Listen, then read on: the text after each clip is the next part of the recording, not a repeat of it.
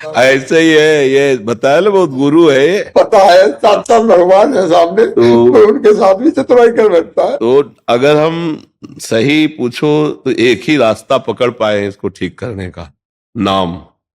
इसलिए हम सबको हर एकांतिक के पूर्ण उत्तर में नाम जरूर देते हैं कि राधा राधा राधा, यही ठीक कर सकता है।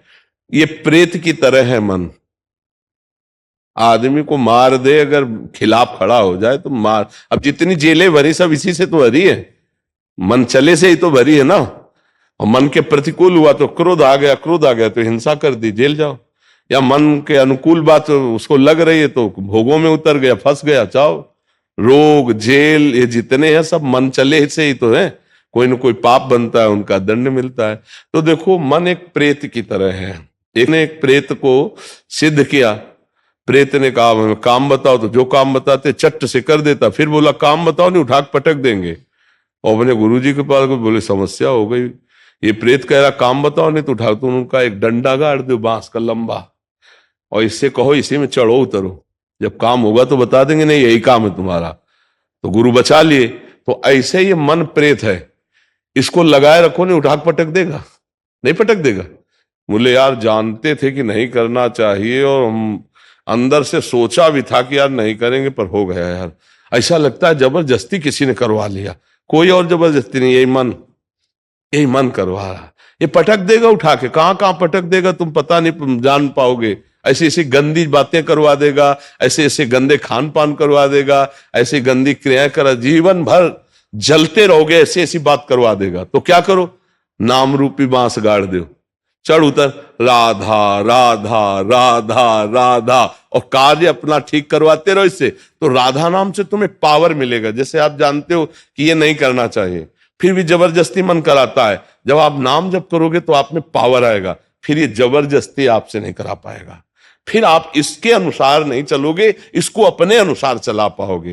देखो सब कोई जानता है मैं गलत कर रहा हूं, नहीं, पर उस जानकारी का प्रयोग नहीं कर पा रहा है।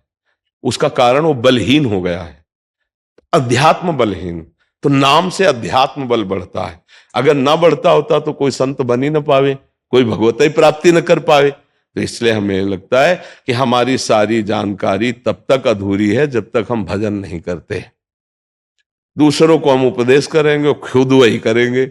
अगर भजन नहीं होगा तो, और भजन है तो फिर ऐसा नहीं, फिर तो हमारे दस्तखत के बिना मन कुछ कर नहीं सकता। और भजन बल से हम दस्तखत नहीं करते, नहीं करेंगे। जला तो कितना जलाएगा, राधा राधा राधा, फिसै जाएंगे। और ऐसे लगता जब भजन नहीं तो लगता है अगर अभी जो मन ने कहा वो नहीं किया तो अभी हमको जलाएगा, बहुत अशांति। बोले कर ही लेते हैं तो शांति मिल जाएगी। और जहां आपने किया फिर तो और फंसा देगा आपको। फिर तो जैसे आग में घी डालते रहो तो आग बढ़ेगी। तो इसलिए नाम जप एक ऐसा है जो मन को ठीक कर सकता है, दूसरा कोई उपाय नहीं है, दूसरा कोई उपाय नहीं। तो खूब नाम जप करो जो गुरु ने दिया हो, या जो प्रिय लगे। भगवान के बहुत से नाम हैं, जो प्रिय लगे खूब नाम जप करो। और जहां मन जाए बार बार हटाकर नाम में लगाओ तो आप में बल आने लगेगा और मन धीरे धीरे शांत होने लगेगा। समझ पा रहे आप? नाम करो, जितना नाम जप करोगे उतनी बात होगी। गोस्वामी तुलसीदास जी का कथन है, बारी मथे घृत होए बरु, सिकता ते बरु तेल, बिनु हरि भजन न भवतरी, ये सिद्धांत अपेल। कह रहे बालू पेलने से कहो तेल निकल आवे, नहीं निकलेगा। पर कह रहे निकल आवे हम मान सकते हैं। पानी मथने से घी निकल आवे, नहीं निकलेगा, पर हम मान सकते हैं। मतलब ये बात भले हो जाए, लेकिन भजन किए बिना कोई मन पर काबू पाना और संसार से मुक्त होना ये नहीं हो सकता। मतलब वो तो असंभव है। भला बालू से कहीं तेल कैसे निकलेगा, पानी से घी कैसे? बोले ऐसा हो जाए तो हो सकता है, मान सकते हैं, लेकिन बिना भजन किए कोई मन को अधीन नहीं कर सकता, बिना भजन किए कोई संसार से मुक्त। इसलिए हरिम भजन तिए नरा, राम कृष्ण हरि जो नाम प्रिय हो। अपने तो वृंदावन वासी, राधा राधा राधा राधा। समझ पाए आप? महाराज जी इनका काफी लंबा प्रश्न है, बट इन सार में है कि महाराज जी पहले तो क्षमा ही मांग रहे हैं कि कहीं मुझसे कोई अपराध ना हो जाए, मर्यादा को उल्लंघन ना हो जाए। इनको अपने इन्होंने आपका सत्संग हितधाम में सुना था, एकांतिक जब होता था 2016-17 में, तब से इनका लक्ष्य बन गया कि भगवत प्राप्ति करनी है और तीव्र उत्कंठा हुई, तो बिना सोचे समझे कहीं से दीक्षा ले लिया महाराज जी। फिर जब उनका संग किया तो फिर थोड़ा सा उनके गुरु वचनों पे संशय और अश्रद्धा होने लग गया। इन्होंने बोला कि गुरुदेव कहते हैं कि भगवत प्राप्ति नहीं करनी, यही संसार में रह के मंदिर मठ आदि सेवा पूजा कीर्तन आदि करो।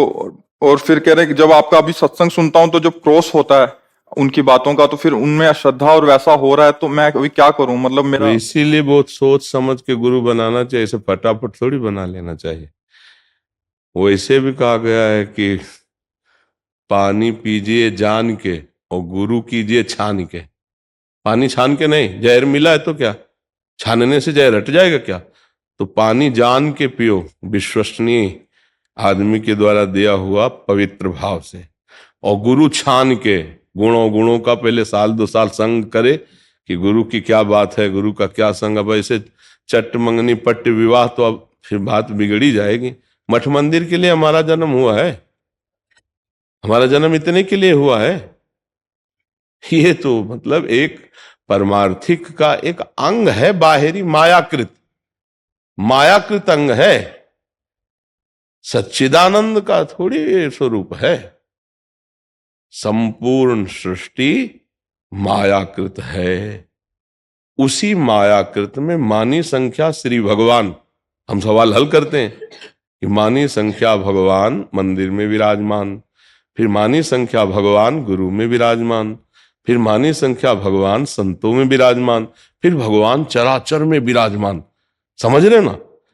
ये हमारी उपासना पद्धति का एक अंग है, लेकिन हम यही करने नहीं आए हैं। हम नारायण हरि की समीपता प्राप्त करने आए हैं।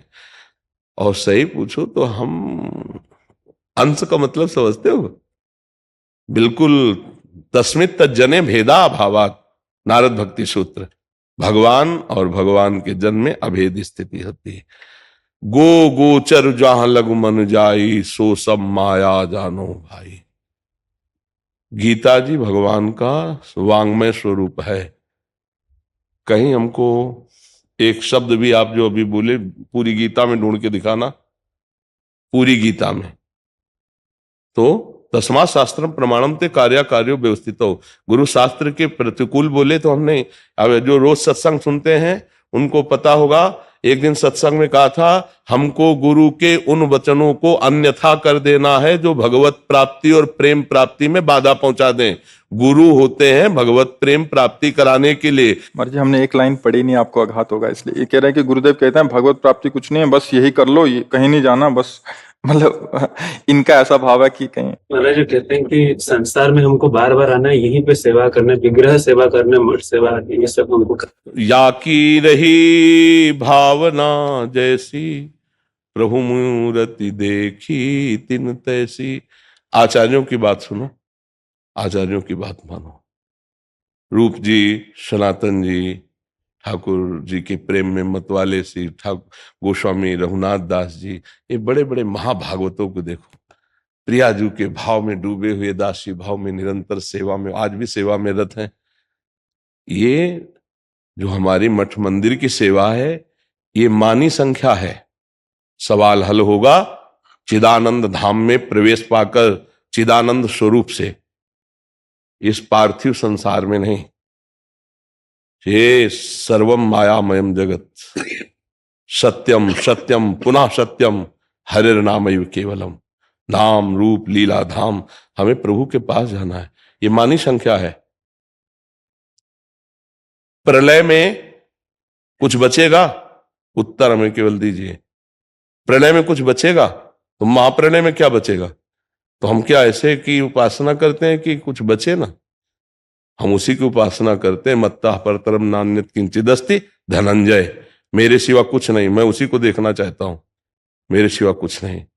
तो मानी संख्या श्री विग्रह भगवान, फिर हम वहीं से शुरू कर रहे हैं। मानी संख्या गुरुदेव भगवान, मानी संख्या संत भगवान, मानी संख्या फिर चराचर भगवान, वासुदेवासरमिति समात्मा सुदुर्लभा। सब जगह अपने भगवान को देखा, जीवन मुक्त हुए और भगवान के पार्षद रूप होकर भगवान के धाम में चले गए। जलद ज्वालम सीते ईशोपद मकरंद समयतु, मैं इस ज्वाला से जला हुआ हूं। हे प्रियालाल, अपने श्री चरणों का सानिध्य निरंतर प्रदान करके मेरे हृदय की ज्वाला को शांत करो। ये कैसे वचन है? ऐसे वचन तो साधकों में भी नहीं होते, ऐसे कैसे हो सकते? अच्छा, आपसे आपके सत्संग में सुना था कि आपने कहा कि कोई भी हमको मदद करे तो उसमें भगवत बुद्धि करना चाहिए, उसके सत्ता को नहीं मानना चाहिए। नहीं नहीं, बिल्कुल नहीं माना। वो कहते हैं कि कृतज्ञ रहो उसके प्रति जो तुम्हें मदद। ये सांसारिक शब्द है, परमार्थिक शब्द नहीं है। आप हमको हमारी जीवन भर सेवा करो, हम कभी नहीं मानेंगे आप करते हो। हमारे इष्ट प्रेरित करके आपसे करा रहे हैं, इष्ट की सेवा किसी को नहीं मानेंगे, समझ रहे हो? और इष्ट मान करके हम आपको भाव से देख रहे हैं, तो इससे बड़ा आपका सम्मान क्या होगा?